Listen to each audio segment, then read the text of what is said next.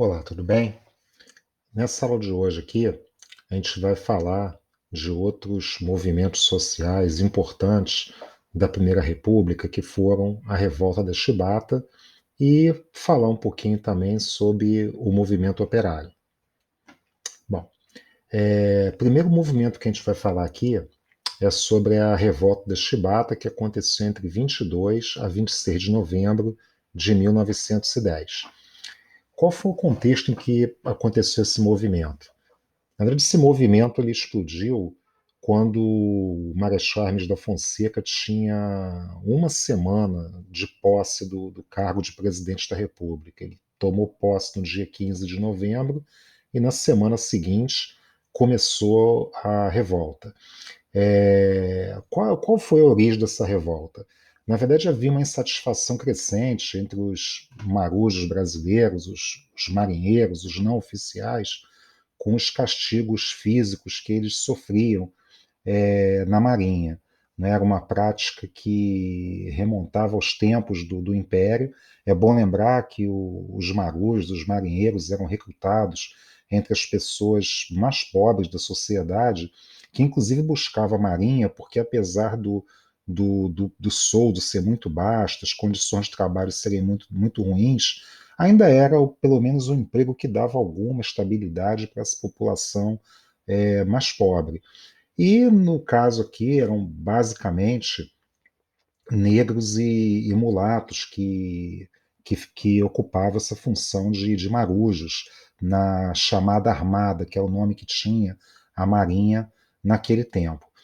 E o que motivou essa revolta a acontecer? Os castigos físicos eram recorrentes, aconteciam desde o tempo do Império, e mesmo com o fim da escravidão, essa prática continuou. Quer dizer, era recorrente, por exemplo, que um marinheiro que cometesse alguma falta considerada grave fosse castigado com chicotadas lá no convés da embarcação, e toda a tripulação assistia àquela condição que por si só era degradante e humilhante. É importante também comentar aqui que até pela função da Marinha, as embarcações brasileiras viajavam pelo mundo. Então, os marinheiros do Brasil acabavam entrando em contato com outros marinheiros de outras marinhas pelo mundo afora. E eles observavam o quê? Que esse tipo de prática era algo que praticamente as diversas marinhas do mundo já tinham abandonado. Entretanto, aqui no Brasil, essa prática resistia, né? Fundamentalmente como uma consequência da escravidão recentemente abolida.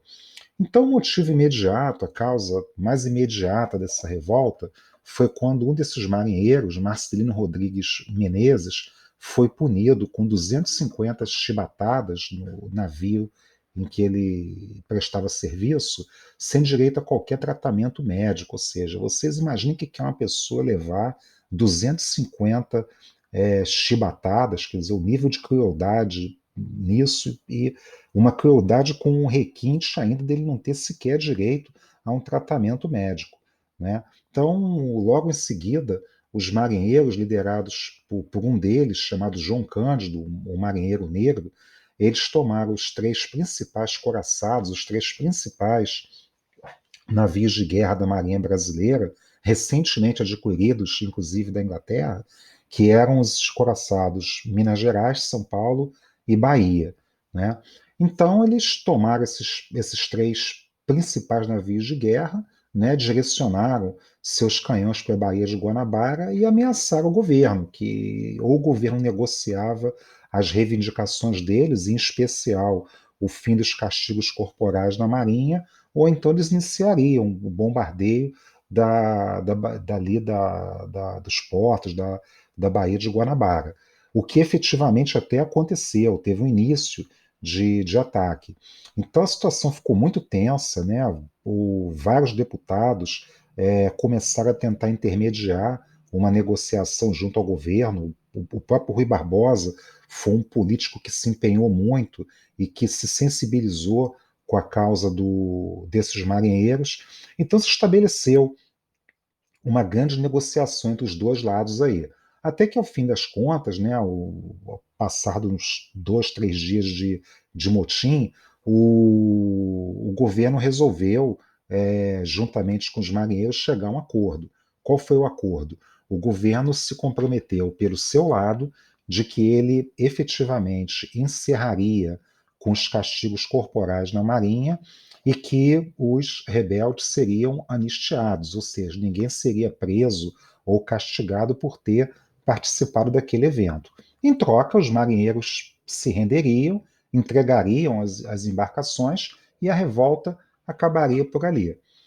Bom, realmente a revolta acabou, membros do governo, né, e oficiais foram até os marinheiros cumpriram a sua parte do acordo, entregaram as 3 embarcações, mas o governo só cumpriu metade daquilo que combinou, né, porque verdadeiramente os castigos corporais se encerraram, mas a anistia que foi prometida não foi cumprida, né, ou seja, os marinheiros foram presos em condições até subhumanas, na Ilha das Cobras, ali, próxima à Praça 15.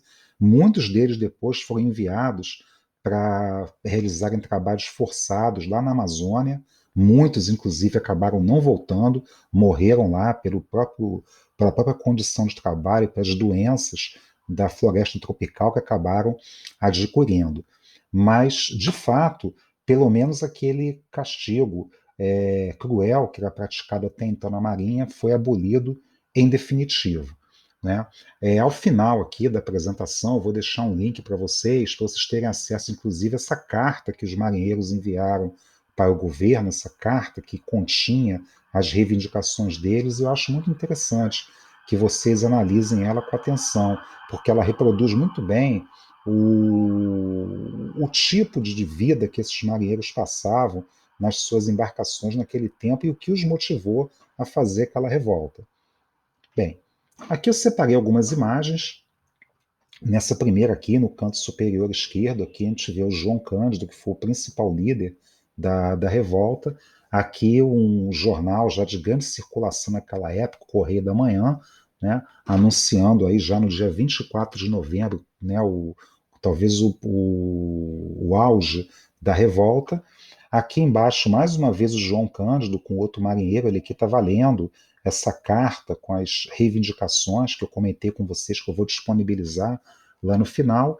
E aqui o momento em que o João Cândido está cumprimentando aqui um oficial superior, né, entregando para ele o coraçado Minas Gerais, que era o principal coraçado da Marinha Brasileira, que ele comandou naqueles dias da revolta, mas como comentamos aqui, os marujos, os marinheiros, cumpriram a sua parte.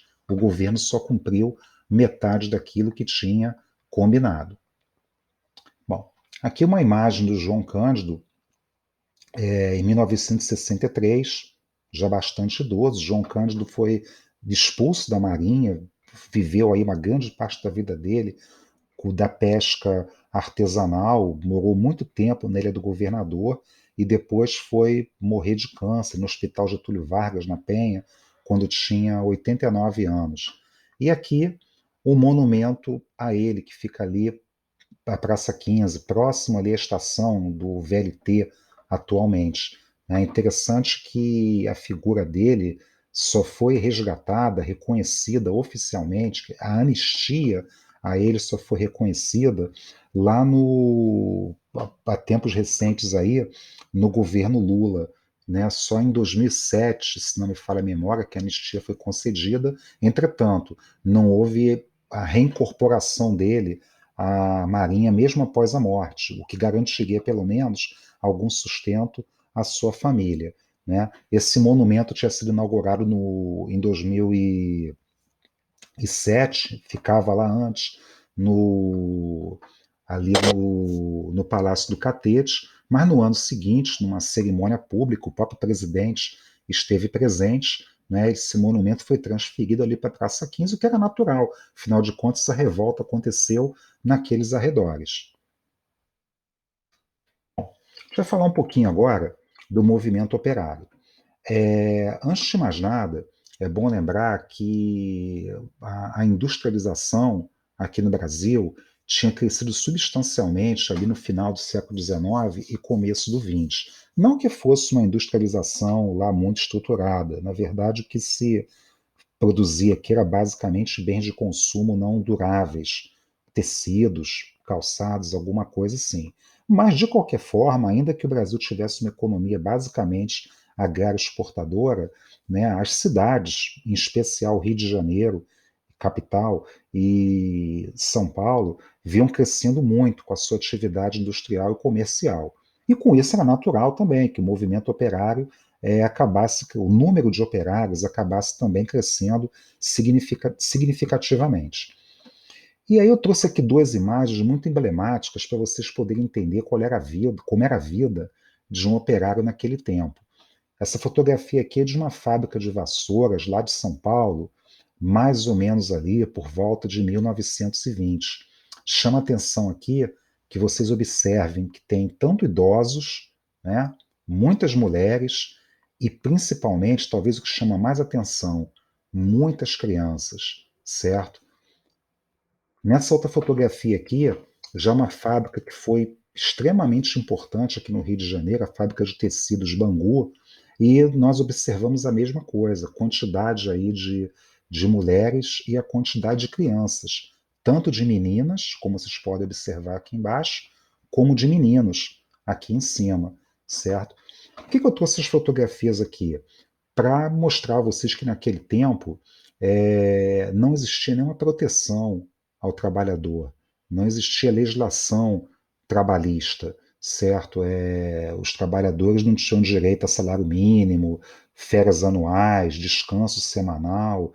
A rotina deles era trabalhar 12, 14 horas por dia e em condições de trabalho extremamente insalubres. Na verdade, os trabalhadores das indústrias aqui no Brasil tinham uma condição praticamente idêntica de um trabalhador europeu do século XVIII ou XIX. Né? E, obviamente, que os sindicatos também não eram legalizados, certo? É importante destacar que muitos daqueles ex-escravos, quando saíram lá das propriedades onde trabalhavam, muitos deles acabaram vindo trabalhar nessas fábricas aqui no Rio de Janeiro, no Rio de São Paulo, no Rio de Janeiro. Bom, o movimento operário começou a se organizar, embora fosse duramente perseguido, e daqui a pouquinho eu vou falar sobre isso, e ele se dividiu basicamente em três correntes ao longo da Primeira República.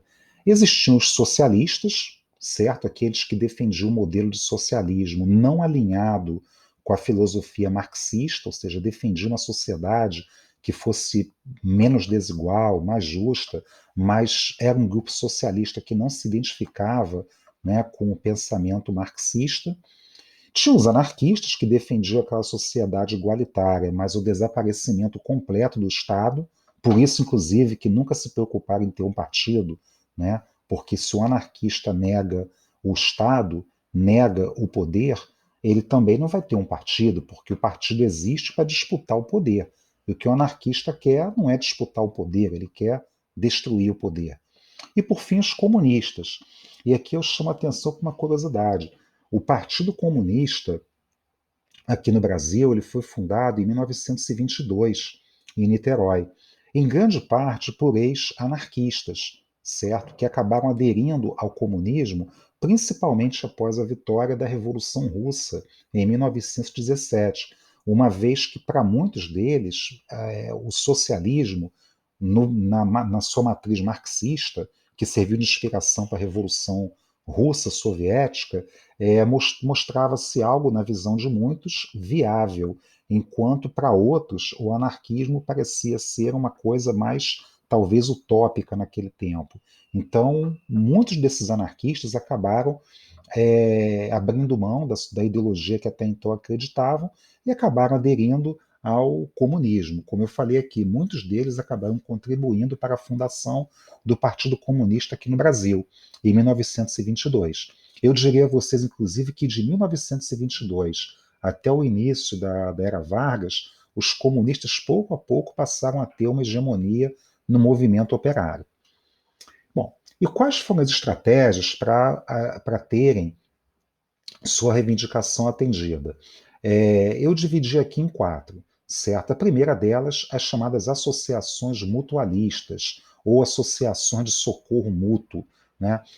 Como é que funcionava isso aqui? Era mais ou menos assim: na medida em que não existiam leis trabalhistas, legislação trabalhista, né, como eu falei há pouco, proteção ao trabalho feminino, infantil, jornada máxima de trabalho, salário mínimo, licença maternidade, se uma mulher, por exemplo, engravidasse, era demitida do seu trabalho sem qualquer direito, certo? Então, como não existia legislação trabalhista, não existia previdência social, quer dizer, o trabalhador tinha que trabalhar até morrer, certo? Então, os próprios trabalhadores começaram a se organizar de que forma?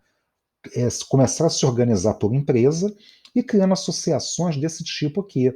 Como é que funcionavam essas associações? Os trabalhadores que desejassem participar delas, e reforço, elas se organizavam por empresa, quem decidisse se associar, todo mês fazia uma contribuição. E para que servia essa contribuição? Para fazer aquela assistência que hoje em dia é obrigação do Estado fazer. Então, por exemplo, se algum trabalhador tivesse um acidente de trabalho, caberia a essa associação, que era administrada pelos próprios trabalhadores, pagar uma pensão para sua família enquanto ele não pudesse trabalhar. Se aquele trabalhador, porventura, morresse, até os filhos poderem trabalhar, ou alguém da família conseguir sustentá-la, né? Se ele pertencesse à associação, a associação pagaria ali uma pequena pensão à sua família durante um tempo. Então ela cumpria, essas associações cumpriam, na verdade, aquele papel que hoje a Previdência Social é que tem a obrigação de cumprir. Logicamente que, como os trabalhadores tinham salários baixíssimos, né, não podiam contribuir muito para essas associações e, portanto, a ajuda delas não poderia também ser muito grande. Agora, de qualquer forma, na medida em que elas podiam, elas prestavam essa solidariedade, essa assistência que o Estado não oferecia para a classe trabalhadora.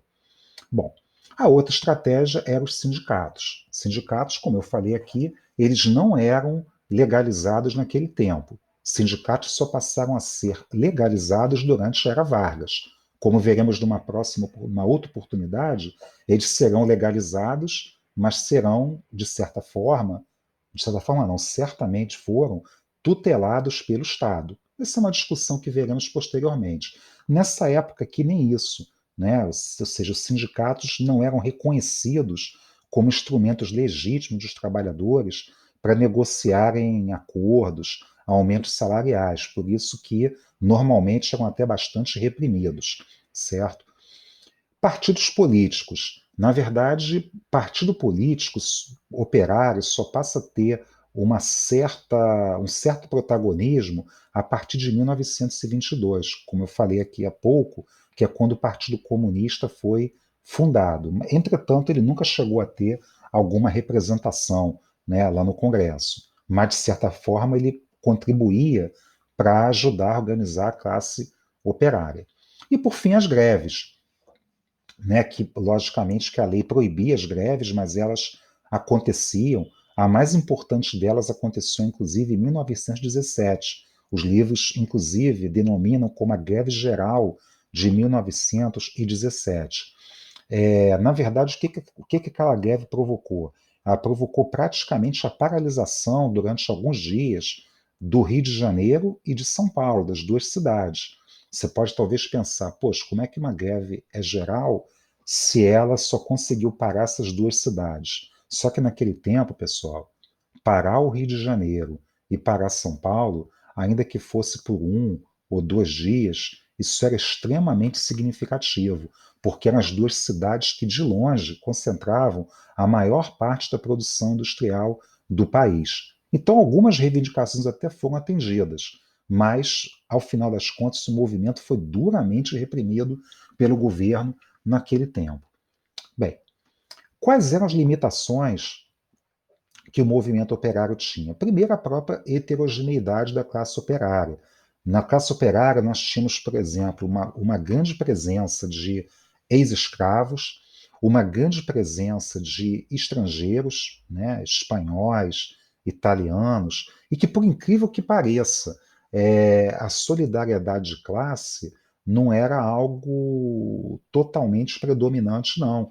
Era muito comum, por exemplo, que os estrangeiros, por exemplo, os italianos, fizessem meio que um corporativismo entre eles para um ajudar o outro. Os espanhóis, por incrível que pareça, em alguns grupos havia preconceito racial contra os negros, né? Inclusive preconceito que partia inclusive de alguns desses europeus. Então a gente tem que relativizar um pouco uma ideia que aparece às vezes em alguns livros aí, de que os estrangeiros trouxeram para o Brasil as ideias socialistas, anarquistas e ajudaram a organizar a classe operária.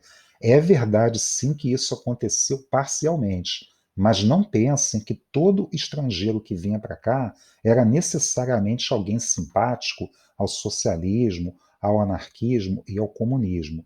Uma parte que não era pequena desses estrangeiros, muitas vezes, não se envolviam tanto na questão operária e muitas vezes até estavam muito mais preocupados em proteger o seu próprio grupo, né, como eu falei, a sua origem nacional, italiana, espanhola ou de qualquer outro lugar, certo? Que algumas vezes até tinham preconceito com os negros aqui no Brasil, certo? Isso não desmerece o fato de que muitos deles, sim, efetivamente trouxeram ideias que ajudaram a organizar a classe operária, mas devemos observar isso na medida certa e não como algo que foi totalmente hegemônico naquele tempo no meio operário.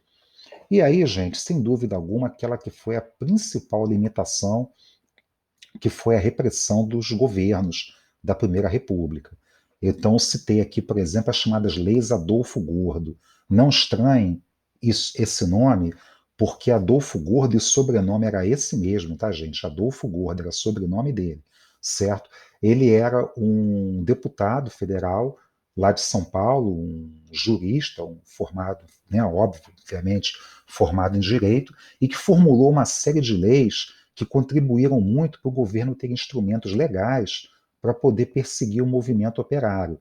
Essas leis, em geral, não só limitavam o papel dos sindicatos, né, não, por exemplo, não permitia a legalização deles, e elas eram especialmente duras contra os estrangeiros. Ou seja, se algum estrangeiro fosse flagrado, envolvido em atividades sindicais, envolvido no movimento operário, ele poderia ser expulso do Brasil sem ter qualquer direito à defesa. Então foi uma lei duríssima e voltada principalmente contra os estrangeiros.